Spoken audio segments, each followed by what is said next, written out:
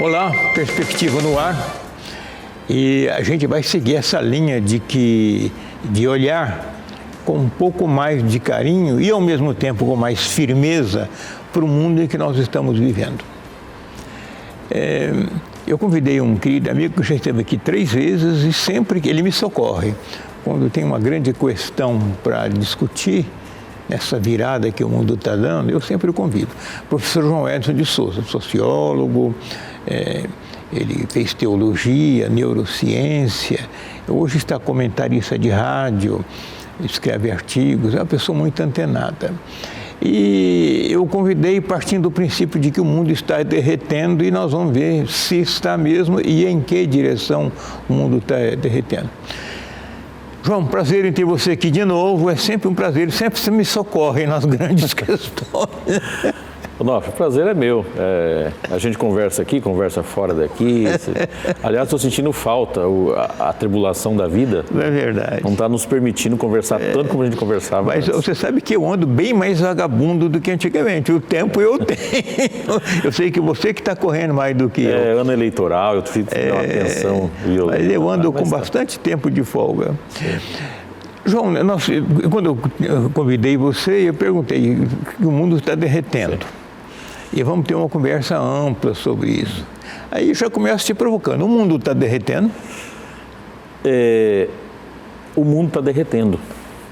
Aí a gente precisa entender qual o mundo que está derretendo, né? Porque a gente não tem um mundo só. A gente tem um conjunto de coisas. Vou resgatar um pouquinho a questão da história, né? Se a gente voltar, e é um tempo muito próximo quando a gente olha para a história, né? Você lembra que ano que seu pai nasceu? 1920. 1920. Então, o seu avô, chegou a conviver com algum avô? 1893. Isso. Voltamos ao século XIX. 19. Papai, século XX. Aí vamos pensar o que aconteceu no século XIX. Toda a América Central, América do Norte, América do Sul, só se tornaram independentes no século XIX. Século XIX. A África, e até um pedaço aí do Oriente Médio, que até hoje tem conflito, conseguiram as suas independências na passagem para o século XX. Grande parte dos países na 1960, por aí, 1970. E a Europa, ela foi muito cruel. Foi, concordo. Cruel com a América, cruel com a África, né? O Oriente. Sim. Aonde ela botou, ela foi muito cruel. Ela não deu a independência para ninguém. Ela roubou para deixar a pessoa livre e pobre sem nada. Foi. E se a gente der uma olhada, diante da revolução tecnológica e da globalização, o mundo está se voltando um pouco para a Europa. Eu assisti esses dias pela... Está se voltando contra? Contra a Europa. E voltando contra a Europa não é de fora da Europa, entrando dentro da Europa. Dentro da Europa, mas é verdade isso. Ele está entrando dentro da Europa e está explodindo o negócio. Eu vi esses dias uma das, acho que é RTP, se não me engano, ou que era RTP, tem uma divisão lá. A televisão portuguesa, né? O Gastão Braga, alguma coisa assim. Ele é o diretor-chefe do departamento do governo, departamento de dados estatísticos, como se fosse o nosso IBGE. E ele, assim, de uma indignação muito grande, assim, como que em Portugal nós temos gente intolerante ao migrante? Ele falou, não é possível. Ele falou, não existe um único cidadão português aqui, um único cidadão que não tenha, considerando a primeira e a segunda geração, que não tenha no mínimo 40% de gente da família que mora em outros países.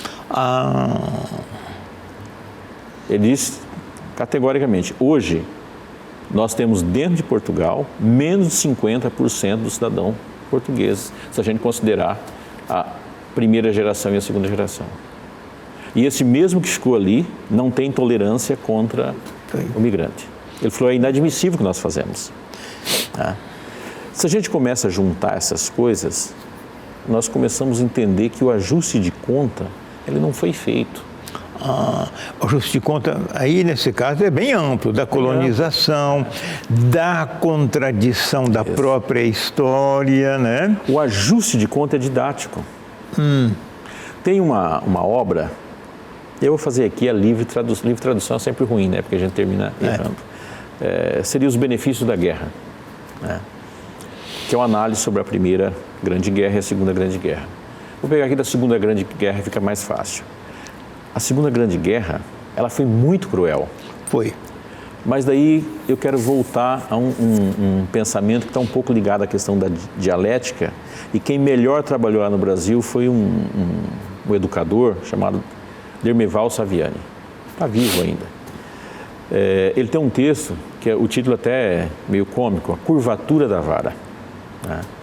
Que ele diz uma coisa muito simples, que se você pegar uma varinha que está torta, por exemplo, para a esquerda, se você quiser colocar ela reta, se você puxar ela reta, ela volta para a esquerda. Você tem que virar ela para a direita ao extremo, para voltar e ficar no centro. A mesma coisa, ele falou isso até para relação a uma criança. A criança derrubou o negócio, a mãe vai lá, não precisava daquele tamanho. Mas se ela fala assim, ô filho, não podia ter derrubado, ele vai derrubar de novo. Então leva o exagero para falar, opa, não derrubo mais. Né? A Segunda Guerra Mundial, existia uma crueldade de quem tinha poder contra quem não tinha poder muito grande. Se a gente olhar a Segunda Guerra Mundial, ela trouxe o quê? Ela trouxe a Declaração Universal dos Direitos Humanos. Foi. Acabou em 45, a declaração veio em 48. Sem ela não teríamos até hoje. E aqueles países, aquela opressão ao prisioneiro de guerra, ao país mais fraco, as invasões. A partir dali, a ONU ela teve um fortalecimento. Se hoje a ONU ela é fraca num sentido, mas ela, independente do que ela faz ou não faz, ela trouxe uma coisa, que é o respeito às divisas, um tribunal internacional. Ou seja, ela trouxe parâmetros. Sem a Segunda Guerra, nós não teríamos aquilo. A guerra foi destrutiva, mas Gerou um novo comportamento. Foi necessário destruir algumas coisas, chegar ao extremo para as pessoas assustarem com aquilo e dizer, opa, vamos melhorar as coisas. E o parâmetro da Segunda Guerra Mundial com o agora? Pois é. Tem uma coisa parecida? Agora está, por uma questão muito simples. Se a gente pegar, vamos voltar a 1970. 76 você chegou em Cuiabá, né? Chegou em Mato Grosso. Você fez uma viagem longa, né? Foi. Uma viagem longa. Está fazendo 48 anos. Com esse mesmo tempo hoje de avião, dá para você ir aonde? Qualquer pessoa que está nos assistindo agora, se nascer uma criança agora, não vai chegar a 20, 25 anos sem ter ido para outro país, ou para estudar, ou para trabalhar, ou por turismo, ou visitar um amigo, porque os amigos não ficam mais aqui, está online, de repente vai viajar, vai para outro país, né? Nós não podemos mais ir para outro país com o medo que a gente tinha nos anos 70. No outro país, o que vão fazer comigo? Quais são as leis? Vai que eu faço um negócio errado? Vai que eu fico preso lá? Vou ser bem recebido ou não? Ou não. Então, veja bem, esse derretimento que nós estamos vivendo, e estamos vivendo sim, o termo é feliz em relação a isso, né? Não é o derretimento de tudo, mas é o derretimento daquilo que precisa ser, é didático, é pedagógico isso. É dolorido? Opa, muito dolorido. Tá? A cobra, ela sofre quando ela perde a casca, né? A águia, quando perde o bico, é dolorido, sofre sangra. Muito. Né? Então, assim, ela é sofrível, só que ela é necessária. Vou pegar um exemplo simples, né? Nós fomos de uma geração, fomos criados, que era comum os pais espancarem uma criança porque derrubavam um copo no chão. Verdade. Hoje pode fazer isso? Não, nem a legislação permite fazer isso. Era necessário fazer? Também não. Por quê? Porque nós adquirimos conceitos, adquirimos argumentos, capacidade de demonstração. Uma criança, se a gente voltar à criança dos anos 40, 50, ela levava 30, 40 dias para abrir o olho. Nós falando de uma criança hoje com 3 anos que ajuda o celular, mete o dedinho ali e é melhor do que nós. E está nascendo sorrindo já, né? Isso. Então, assim, existe uma diferença ser do ser. Só que, quando eu perguntei assim, do seu pai, seu avô, nossa, nós carregamos a neurociência, ela diz que uma pessoa criada dentro de uma estrutura organizacional, se ela não sofreu muito baque, ela carrega, no histórico dela, ela carrega 80 anos, 75 a 80 anos dos conceitos para trás mente. Ah, é verdade. É, como diz um amigo meu, arrasta correntes. Isso. Então, assim, se eu pegar, eu nasci na década de 60, se eu for ver aonde está amarrada a minha corrente, em 1880. Lembrando que 1888, libertação dos escravos. Sim. Tá? Então, eu ainda carrego genéticas e comportamento do tempo que o Brasil era escravagista. Aí eu pergunto, serve para usar agora? Não serve mais. Não serve mais. Tá? Algumas pessoas, e a gente sempre acha que a gente faz isso, mas não sei se faz, né? Nós temos facilidade de se adaptar. Não sei, porque a gente fica chocado com alguma coisa, se isso choca a gente ainda, né? Então há sim um derretimento. O que nós precisamos entender, embora assim, entre entender e não sentir é diferente, né? Nós precisamos entender que a gente tem que viver esse momento, né? Com a alegria de saber de quem enxergou as transformações das coisas, quem está vendo a obra ser construída. Mas é muito difícil, porque eu sou parte da obra.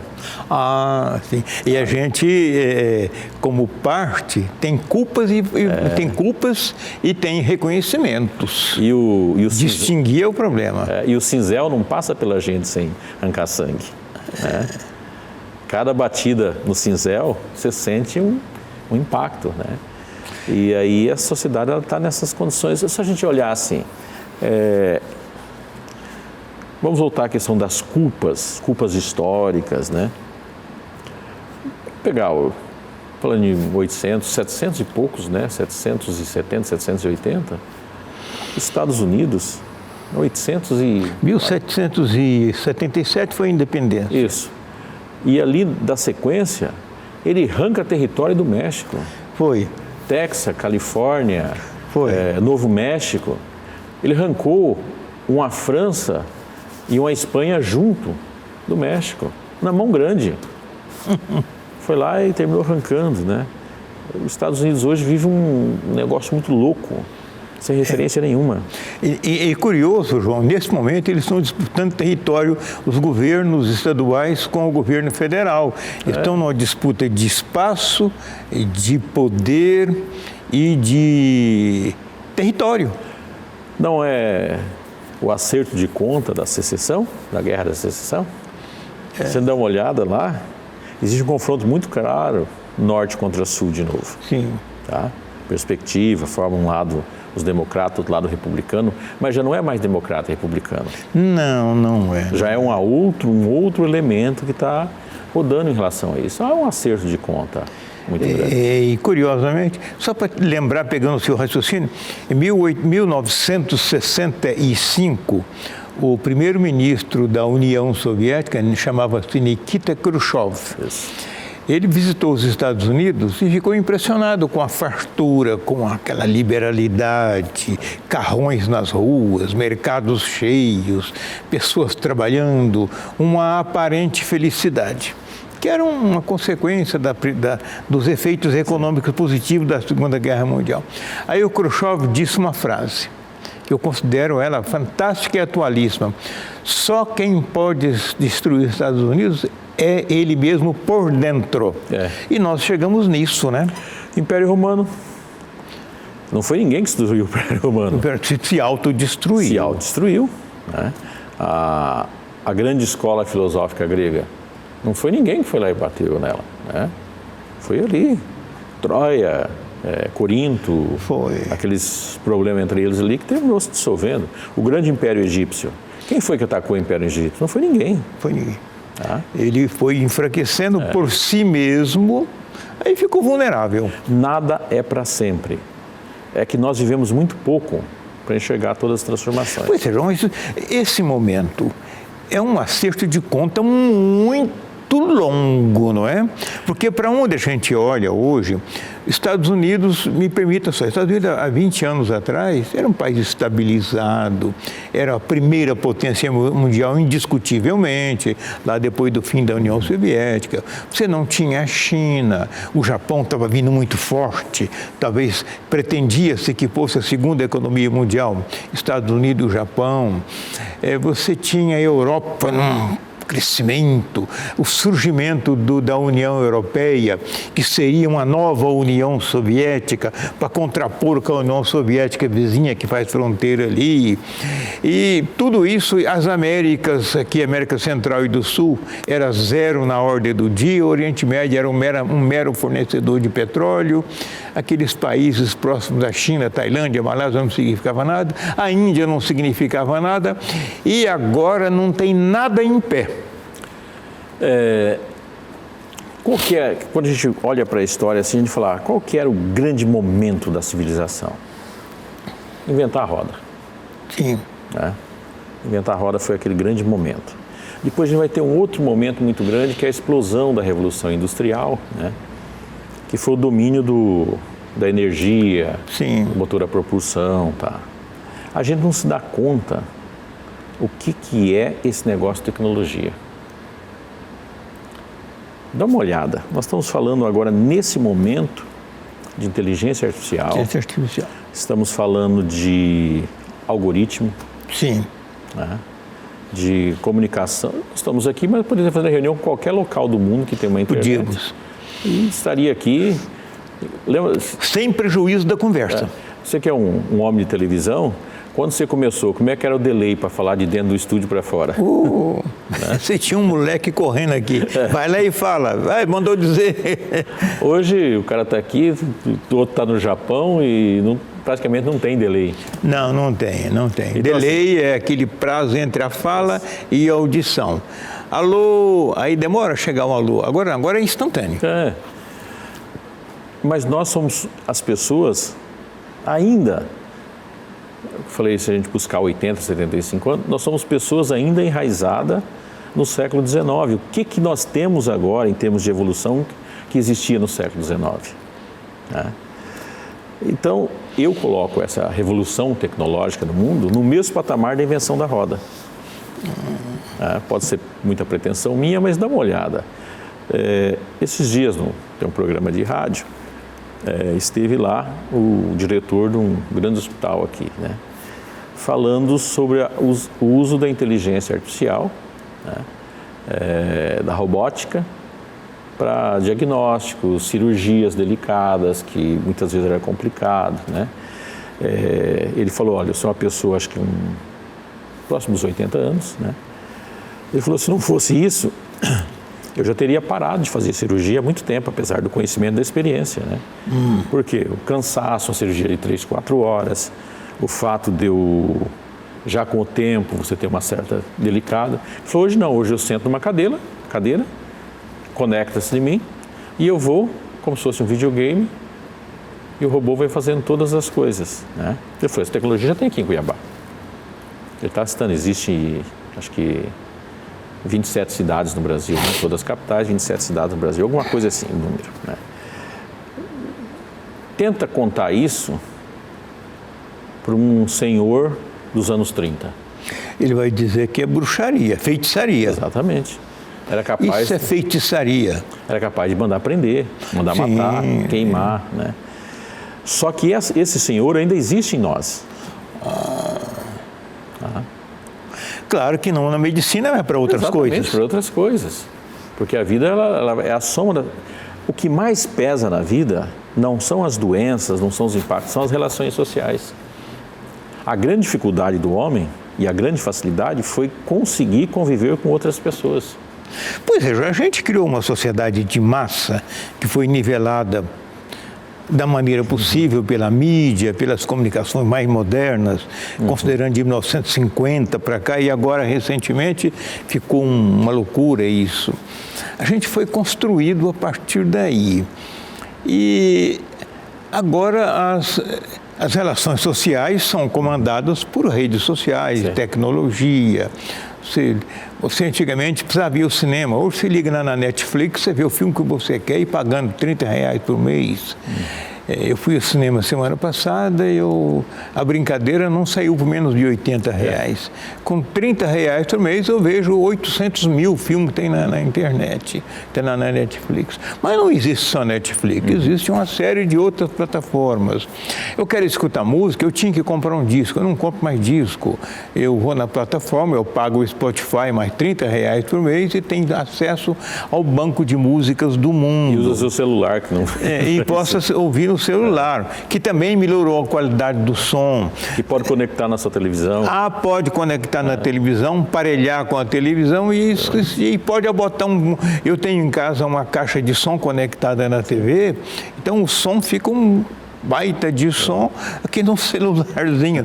Então as relações sociais ficaram muito tecnológicas e elas quebraram muito daquela conectividade humana contraditória de antigamente, que trazia aquela série de preconceitos. Eu não gostava porque você é ruivo, você não gosta de mim porque eu sou dentuço, e aí vai. Então, aí você brigava comigo porque eu sou de Minas, você é de Nova York, né? Eu sou caipira, você não é, essas coisas assim. Você é da cidade, eu sou da roça. Isso, e as relações estão derretendo. Tem um artigo de uma... Ela é feminista, não sei qual que é a área que ela trabalha. Ela fala um negócio muito interessante. Ela deve ser antropóloga, historiadora, assim. Ela é chilena. Não vou lembrar o nome dela agora. Mas é da família do Allende. Eu sei. É alguém da universidade. Tem não é uma que foi para a política, não. Que foi pro... Tem um livro, A Casa dos Espíritos, Isso, dela. Essa aí. Ela escreveu um texto que é muito interessante. Ela diz o seguinte, olha, se a gente voltar na história das civilizações, a gente vai verificar que o mundo não era dos homens.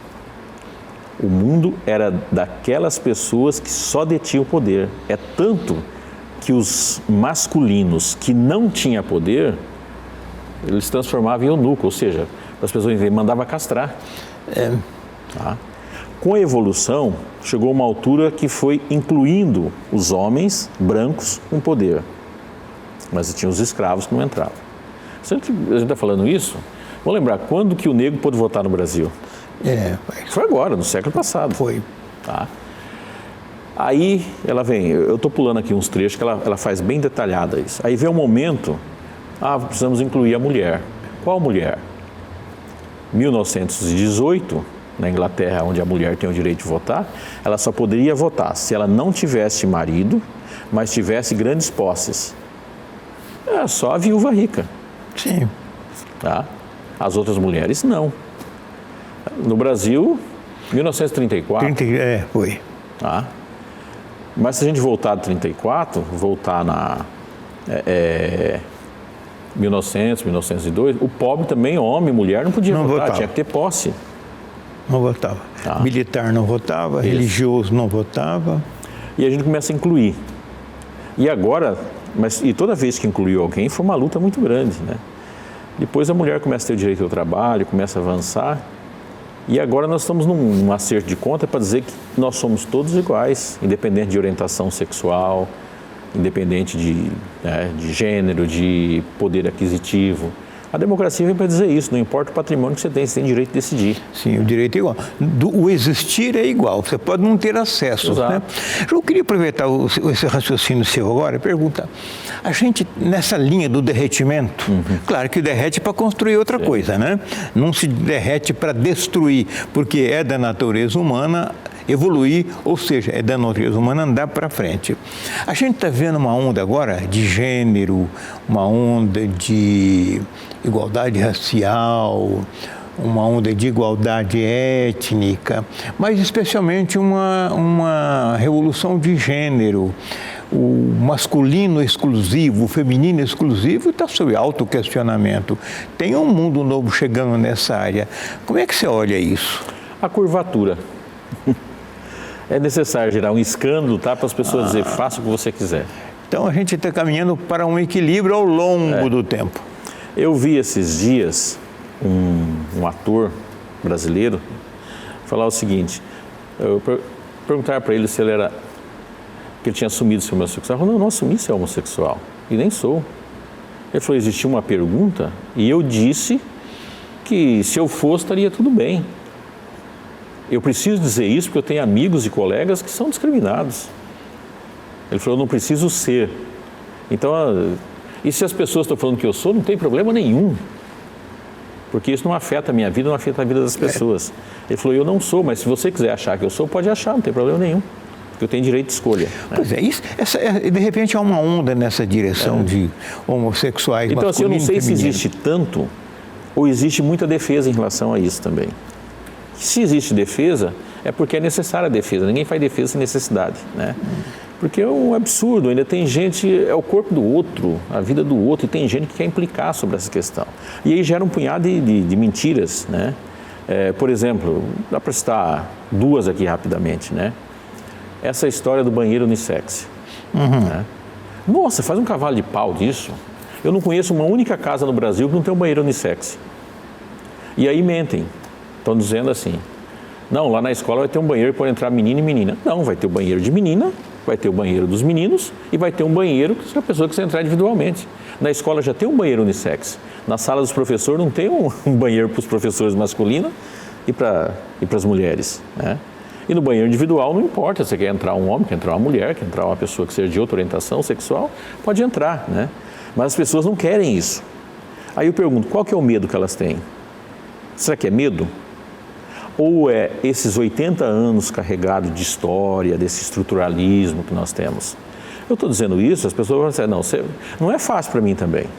Ela está dizendo que ela está com medo dela mesma. É medo dela. Da herança que ela carrega. Exato. Está o medo dela. Será que se eu tiver a oportunidade de entrar lá, eu não vou mudar a minha cabeça? E aí você desmoralizado perante... Porque tem uma questão da onipresença. As pessoas confundem muito essa interpretação de onipresença, né? Onipresença não é a presença física. E alguns pregadores adoram fazer isso, né? Tem um exemplo muito clássico da onipresença. Você já perdeu o pai há mais de uma década, né?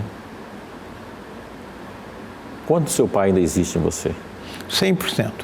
Está presente. Onipresença é isso. Mesmo quando eu não estou presente, aquilo que vai ser feito está calcado no que eu ensinei, no que eu demonstrei, no que eu fui. Onipresença é isso, né? Então, assim, a gente, quando faz esse enfrentamento, é a figura da onipresença dos nossos preconceitos, da nossa cultura, da nossa vivência, da nossa história, 60, 70, 40, 80 anos atrás, que está presente, né? Eu tenho traços dos meus avós, né? E os meus avós nasceram no século XIX. Eu tenho traços fortes deles, né? Ainda mais de um lado uma cultura árabe muito forte, né? Então eu trago, eu sou reativo. O jovem de hoje não é reativo, ou ele está com alguma substância, alguma coisa. Então, assim, quando eu faço alguma coisa, que alguém me enche o saco, aumento a voz, alguma coisa, não sou só eu. É um saco de história que eu estou arrastando aqui. Ressurge, né? E faz isso, né? Aí, João, tem uma meninada grande, mas é muito grande atualmente, que está vivendo uma opção sexual transitória, transita lá, transita cá, e a gente foi educado na linha de que ou é homem ou é mulher. Aí você tem, de repente, filhos, netos, amigos, que estão transitando livremente entre uma coisa e outra. O que eles estão nos dizendo? Aí tem um negócio interessante. Eu vou chegar na sua resposta, mas vou voltar um pouco. Pois não. Vamos pegar as nossas novelas. Sim. Nossas novelas dos anos 70, dos anos 80, dos anos 90, né? Nós tínhamos homens galãs, né, muito fortes. Lembra aqui, Caruso, né, Marcos Caruso, Ari Fontoura, Sérgio Brito. Antônio Fagundes, né? Paulo aquela Altran, turma toda. Tá? Esse povo se declarava que eles eram homossexuais? Jamais. Então, será que não existia? O que a gente vê hoje nos meninos, nas meninas, é que eles não têm o menor pudor de falar. Eles assumem, eles são mais verdadeiros do que era. Sim, concordo com você. Nós tivemos quantos amigos, compadres dos nossos pais, algumas coisas, que hoje, analisando, falaram que aquele fulano não era bem certo. Mas jamais demonstrava. Isso. Era uma macheza, era uma coisa... Quantas vezes, ainda mais eu, você que estamos oriundo do campo, né? Eu falava assim, nossa, que a mulher parece homem, faz um punhado de coisa, tá? Ela tinha oportunidade socialmente de ser diferente, não ser mulher? Não tinha. Não tinha. Então eu não sei se existe, e aqui quando eu digo não sei, eu não sei mesmo, tá? Não estou colocando pilha na cabeça de ninguém. Eu não sei se existe uma transformação da sociedade ou se existe uma revelação da real situação da sociedade. João, vamos seguir em seguida. Nosso primeiro bloco já foi essa real, vamos começar daí, essa real transformação da sociedade. Estamos conversando com o professor João Edson de Souza, nosso assunto é o mundo que está derretendo, que mundo é esse, que mundo que virá, no Perspectiva de hoje. Voltamos daqui a pouco.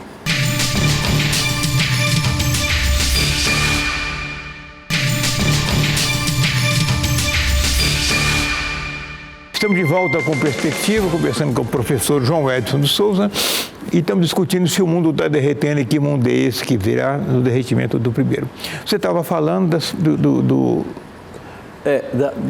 dessa mudança na relação de comportamento, se realmente é uma mudança ou se é uma revelação. Não é? E é importante a revelação nessa linha do mundo novo? Como que é a verdade? Não dá pra gente... Veja bem, se sai numa estrada e você não tinha GPS, então você depende de perguntar para as pessoas para onde você vai. Se as pessoas não te falam a verdade, você perde o rumo. Você perde o rumo, verdade. Então, o que fez o mundo mudar foi as verdades. O que fez o mundo guerrear e atrasar foram as mentiras. Então, isso aí é uma regra básica, né? Então, a gente tem que dar uma olhada para a história que está acontecendo. Fala que tem 3 possíveis olhares, né? Um olhar é de estranhamento, e o olhar de estranhamento é sempre perigoso, porque ele pode gerar em conflito, uma série de coisas, né? Um outro olhar é a aceitação, pura e simplesmente por aceitar, que também é perigoso. Você entra numa onda, né? Eu não quero discutir isso. Não quero discutir, tudo é normal, aceita tudo. Quando você vê, você vira vítima do seu próprio pensamento, né? E o outro olhar é o da aprendizagem. O que isso está me dizendo? Por que isso está acontecendo? Isso é bom para mim, não é bom para mim? Então, essa questão dos jovens de atravessar a linha da sexualidade, o que eles estão dizendo? Eles vão ser senhor de um tempo que eu não vou estar mais com eles. Então eu não posso, de alguma forma, prendê-los, segurá-los. Se eu fizer isso... Não pode empatar a história. Não tem como. Porque eu não vou estar nos momentos mais importantes da vida deles. Tá? Senão eu incuto nele um conceito e na hora que ele estiver sofrendo eu não vou estar junto para protegê-lo. Ele tem que construir. Uma das coisas mais difíceis que tem é a gente perder controle sobre pessoas, apesar de não controlar ninguém. É uma loucura isso. Volta, e aqui quem está nos ouvindo, nós vamos fazer esse exercício agora. Volta quando os pais e as mães mandavam na gente. Sim. A pergunta que faz, se eles não tivessem mandado, será que nós tínhamos se estragado tanto? É porque depois de adulto você ficou sozinho, né? Eu sozinho. Não estou dizendo e baseado em muitos conceitos deles. Mas o que você tem hoje, que eu tenho, que você está me ouvindo tem, é muito mais do comportamento das pessoas que te criaram do que o que elas te falaram. Não foi o que falaram. Vamos transpor isso para o mundo. Tem um mundo que nos trouxe até aqui dizendo, faz isso, faz aquilo, homem tem que vestir calça comprida, mulher não pode vestir calça comprida, tem que vestir vestido, e comportamento, casar, ter filhos, e trabalhar, construir patrimônio e tal, e morrer. Então nos disseram isso até agora. Mas não dizemos o que eles falaram. Você usa camisa e calça por quê? Porque seu pai usava, seu avô usava, seu avô usava. Se você estivesse na Arábia Saudita, estava de calça e camisa? Não, estava uma baita de uma roupa. É isso. Então, veja bem, a gente diz porque a gente estabelece comunicação. Tem um psicanalista, ele atua no Brasil, mas ele é argentino, né? Já é mais brasileiro do que argentino. Não vou lembrar, Armando, não sei o que. Ele escrevia artigos esses tempos. Um dos artigos dele dizia o seguinte: quando você encontra com uma pessoa, você precisa de um saco de inutilidades para você estabelecer um diálogo. Verdade. Está quente hoje, não está? Choveu. Você é filho de quem, né? Você é filho de quem? Aqui em Cuiabá era você é diante de quem? De quem você é. É um saco de inutilidades, que não tem muito. O celular, ele está matando esse saco de inutilidades. Imagina, a gente fez muito isso num consultório médico, consultório odontológico, num escritório, a gente chegava, sentava, colocava ali um jornal, alguma coisa, para aqueles que não tinham esse saco de inutilidades. O que tinha já chegava e falava assim, e aí, bom dia? Bom dia, tá. Veio falar com fulano de tal? E ali engatava um negócio da chuva, do tempo, da miséria, da crise econômica, nenhum era especialista em nada, entendia em nada. Mas dava palpite sobre a Rússia, sobre os Estados Unidos, sobre a Europa, sobre a cidade vizinha, xingava prefeito, falando um punhado de coisa. Nada daquilo estava dentro do mundo real, tá? Do mundo imaginário para dar conversa para frente. É o saco de utilidade. Hoje eu chego num local, olho para você, né? Fica aqui. Aqui tem muita coisa boa, tem muita coisa ruim, mas está longe do saco de utilidade. Aqui eu escolho o que conversar e com quem conversar. Então não posso dizer que o mundo é mais o mesmo. E aí traz um poder novo, né? Sem dúvida. Porque você escolhe o que quer ver, como quer ver, a hora que quer ver, o lugar aonde quer ver, e não precisa falar de inutilidades para ver aquilo que te interessa. Aí nós estamos falando de liberdade. Essa é uma palavra que pega todo mundo, né? O que é liberdade? O que é liberdade? Porque assim, você fala, não, o conhecimento liberta. Ou você se transforma escravo do conhecimento. Conhecer ou não conhecer não te faz mais feliz. Não te faz mais sociável. O conhecimento serve muito mais para dentro, muitas vezes, do que para fora. A não ser operacional do seu trabalho, né? Você falando essa questão do diálogo é interessante. Eu tenho uma neta, você conhece ela, né? Muito ativa, estudiosa, tira boas notas, muito ativa, tá? E ela tem um gosto musical, um pouco determinado pela convivência, né? Assim, ela gosta do rock dos anos 60, conhece todas as bandas dos anos 50, 60, 70, 80, conhece tudo isso. Esses dias conversando com amigos, um amigo na faixa dos 70 anos, né? Foi falar não sei o que da questão da composição dos Scorpions, quando surgiu, tá? Ela falou, não, foi assim. Ela falou, não, foi. Ela pegou o celular, abriu e falou, tá aqui, ó, não foi. Ou seja, os 70 anos de experiência, de conhecimento, da juventude dele conviveu, fez com que a memória dele se perdesse. Ela está com a memória viva, como ela estudou aquilo, ela disse, e ele usou o poder dele da idade sobre uma menina de 15 anos, né, 14 anos, 15 anos, para dizer, não, eu vivi lá, tá. Ela puxou e falou, ó, a cronologia é essa, não é essa. Comprovação instantânea. Então nós estamos falando também de transferência de poder, né? Exatamente. A partir dali a conversa continuou e a referência para solidificar a verdade saiu dele e passou para ela. Com 15 anos. Com 15 anos. Então, de música, viu? Não é de outra coisa, não. Que não é algo que se aprende na escola, tá? Mas tem outro menino, eu tenho um bisneto de 12 anos que se chama Mateus. Ele faz mais ou menos isso comigo. Com a diferença, Onofre. Ela fala fluentemente o inglês e dá as pronúncias, as músicas, um punhado de coisa que a gente repetia igual papagaio, errado, né? Repetia às vezes errado, né? Exatamente. Então, assim, não foi uma simples transferência de conhecimento. É alguma coisa muito maior. Você deve lembrar dessa discussão, assim, que era meia besta, né? A gente começava a discutir um negócio, o cara pisasse muito, pô, eu tenho a Barça em casa. Você não ia buscar a Barça? Era uma enciclopédia. O fato de ter te dava validade numa discussão. Não precisava nem ter aberto nunca. Exatamente. Agora não. Vai ali no celular, tá? Não, estou falando porque existe, está aqui. Pois é, João, nesse ambiente que você acabou de colocar, em que as gerações estão... uma geração não valida mais a outra pelo fato de ser mais velho, ter mais experiência. Eu tenho tido experiências de reuniões de família com muita gente jovem, eu entro calado e saio mudo. Sim. Porque se me procurarem alguma coisa, eu digo, se não, eu não vou questionar, porque eles têm um olhar que não é o meu, então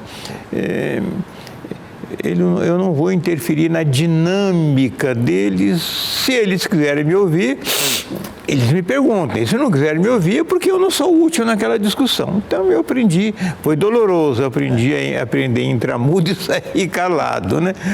Mas olhando isso, isso nós estamos falando num campo mais relacional aqui. Bom, e no campo relacional geopolítico mundial, não está diferente. Não está. Nós estamos olhando, você lembrou no começo da nossa conversa, a Europa. A Europa está derretendo rapidamente. Estados Unidos derretendo. O Japão, que nos anos 80 seria a segunda potência mundial, está derretendo. A China surgiu no ano 2000, está derretendo. Ainda com muito poder, mas está derretendo. O Brasil está derretendo. E esse derreter, a gente fica vendo bem claramente que é o derretimento de valores, de conceitos, cada um ao seu modo. Vamos pegar o caso do Brasil. Nós estamos assistindo a uma exagerada polarização, mas tivemos um exemplo muito recente na Argentina, a polarização também, e os jovens decidiram a eleição votando num candidato que eles achavam que era mais coerente com o que eles pensam ou com o que eles precisam, ou é menos ruim do que o outro, coisas assim, critérios assim, não vamos discutir isso. Aqui no Brasil a gente está vivendo uma detonação de toda uma política tradicional que, por sua vez, reflete no mundo empresarial e reflete no mundo da educação, no mundo da saúde, no mundo das pessoas. O que está acontecendo aqui no Brasil dentro dessa linha de raciocínio geral que você colocou até agora? O mundo ele sempre caminhou entre o conservadorismo e o progressista. Sempre foi isso. Jesus, por exemplo, morreu porque ele era progressista, né? Tá? Quem matou foram os conservadores. O equilíbrio da balança está quando você tem o mesmo peso de um lado e o mesmo peso do outro. Sim. Então aqui a gente não precisa matar o conservador, mas também não pode matar o progressista, né? Então o que está acontecendo no Brasil, e a gente não dá para separar o Brasil da globalização, porque assim, se você for lembra quando a gente falava da Suécia, Suíça? Sim. Né? A coisa lá não está fácil. Não está não. Mas eles... Suécia, Dinamarca, Noruega e Islândia, eles estão cheios de problemas que não tinham há 10 anos atrás. Só que, por exemplo, eles não têm problema no sistema de saúde, não tem problema na educação. Tá? Gente passando fome, necessidade básica. Eles já têm problema de segurança que eles não tinham. Segurança já tem agora, né? Então eles estão com muita dor. É diferente das dores do venezuelano, por exemplo. A causa da dor pode ser diferente, mas as dores são as mesmas. Não dá para dizer que um venezuelano hoje dorme menos ou mais do que um suíço, porque a cabeça deles estão sofrendo por alguma coisa. Cada um ao seu modo. Ao seu modo, por motivos diferentes, mas ao seu modo a intensidade de dor é a mesma coisa. É um ciclo universal. Universal. Se você olhar para a África, essa dor é sempre da África. A gente olhava a África assim, né? As migrações, as tribos, tá? Aí você liga a televisão para assistir um jogo da França contra a Nigéria, e se não for pela cor da camisa, pela cor das pessoas, pelo tamanho, pelo jeito, pela forma das pessoas, você não sabe mais qual que é. Nem quem é a França, nem quem... Né? Você olha a zaga da Inglaterra e a zaga do Nepal, é a mesma coisa. Você olha a zaga da Alemanha e a de Camarões, tem o mesmo porte físico, a mesma densidade de pele, a mesma coisa. Ou seja, o mundo deu uma misturada tão grande, né, que essa dor ela é quantitativamente semelhante em todos os locais. Nós, Brasil, não estamos fora disso, né? Mas a dor maior, o que está acontecendo, voltando à sua pergunta, é a mudança do centro. A gente sempre brigou por causa do centro. Galileu Galilei foi condenado por determinar, Copérnico por determinar o centro, né? Até aquela história, Deus era o centro do mundo, depois o homem era o centro do mundo, depois vai colocando a economia, não sei o que tem. A gente tem um problema de centrismo e toda vez que desloca o centro, a dor é muito grande. Vou trazer para uma configuração. Qual que é o centro humano? O centro humano é a espinha dorsal. né? Tem um problema na coluna para você ver o tanto que dói. Dói pra caramba. Né? Vamos voltar ao exemplo que a gente estava aqui para a gente entender. E aqui aí, não li isso nada, sou eu que falo isso, né? Quem é o centro hoje de qualquer momento? É a pessoa que tiver maior velocidade para se conectar. Não está nem no conhecimento, não está no seu poder de idade, na sua história. Não está no poder político, nem no econômico. Não está. E nem no da autoridade. É a conexão rápida. Quem conseguir conectar primeiro... Isso aí destrói tudo. É a mesma coisa do cara levar uma machadada na coluna. Tá? Nós estamos aqui, do alto da nossa experiência, eu com 30 anos de magistério, você com 51 anos de jornalismo. Estamos aqui conversando, vem a sua neta aqui, Alice, né? O celularzinho dela na mão, a gente faz uma pergunta. Onofre, como que era que naquela época? Era assim, assim, assim, de repente ela falou, tal dia, tá assim, aconteceu isso. Ou seja, ela conectou mais rápido que a gente. Esse é para onde está caminhando um novo poder. É para conexão rápida. Na semana passada, sentou-se aí onde você está o Gustavo Oliveira. Eu gosto muito de conversar, também gosto de filosofar com ele. Quando eu tenho algum nó mais na área mais pragmática, eu chamo ele. E ele estava dizendo que é isso aí, que os centros de poder político não acompanham a dinâmica da sociedade. Então, o prefeito fica lá, sentado naquela cadeira, dando ordens, e o mundo aqui fora é outro. E ele disse uma coisa muito interessante, e que a educação tradicional, as pessoas perceberam que ela não é mais o caminho. Ela quer autoempreender, ela não quer mais o emprego público, ela está pouco se lixando para o governador, está pouco se lixando para o político, ela entendeu o mundo dela. Nós estamos mais ou menos assim, agora você coloca da conexão, aí acabou de... Vou te dar um exemplo concreto que eu vi essa semana. Você sabe que eu sou muito ligado às coisas do direito, tá? Até porque fui professor da faculdade de Direito. Isso aconteceu no Brasil. Há um mês atrás, 2 meses atrás. Um juiz foi dar uma sentença, né? E com a preguiça de escrever a sentença, pegou os dados, né? Usando a inteligência artificial, o site GPT, né? Jogou lá e lá te dá a solução, não importa que ele te dá a solução. Isso. Né?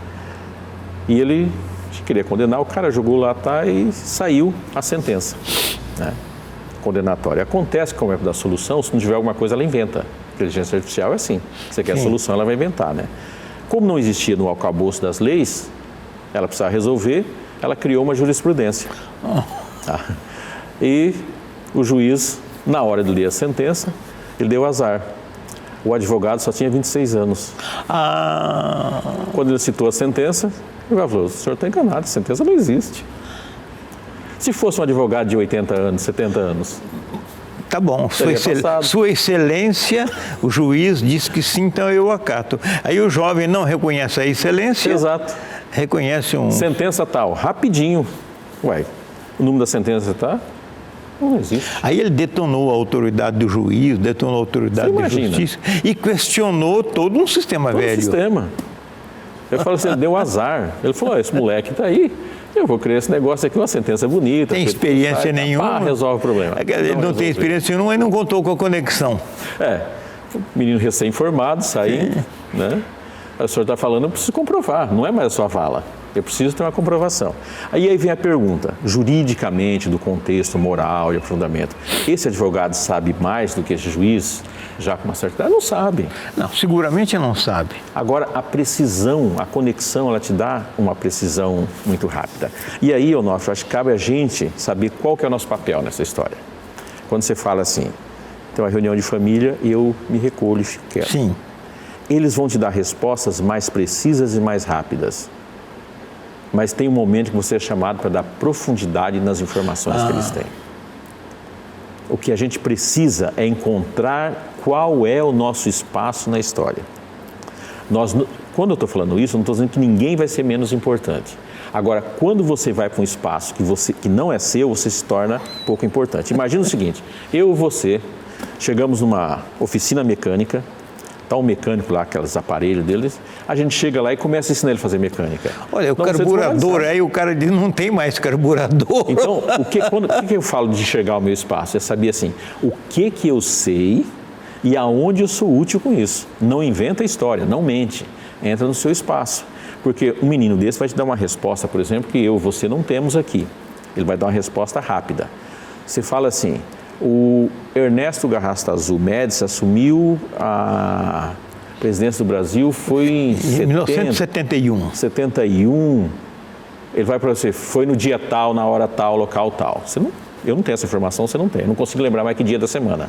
Sim, é. E nem a data do mês. E nem o mês eu acho que eu consigo lembrar mais. Né? E agora, para a gente encerrar, que já, o tempo já foi, ele não sabe tudo, mas ele sabe onde é que está, né? E aí é onde você entra? Você vai dizer assim, o Brasil na época era assim, tinha isso, é aquele conjunto de informação... Aí eu dou o contexto. Que você não tem na precisa. Ele mas tem a precisa. Eu dou o contexto. Contexto. Aí eu vai entender a vivi o informação contexto. Que ele te deu.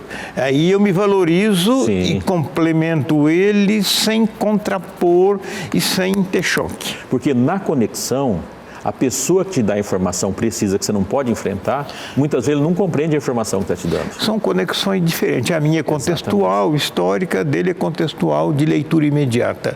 Então, isso é compatível, né? Exatamente. Então, agora, se eu resolver competir com ele, com a conexão, não. Então o grande barato da vida, dessas transformações, desse derretimento, é você conseguir se encontrar qual é o seu papel e não ficar enfrentando o papel dos outros. Bom, repete isso aí, João. A gente precisa encontrar qual é o nosso papel na história e não competir com aquelas pessoas que têm informações completamente diferentes. A gente vai terminar com isso aí. Qual é o meu papel? Eu não vou competir com a Alice. Exato.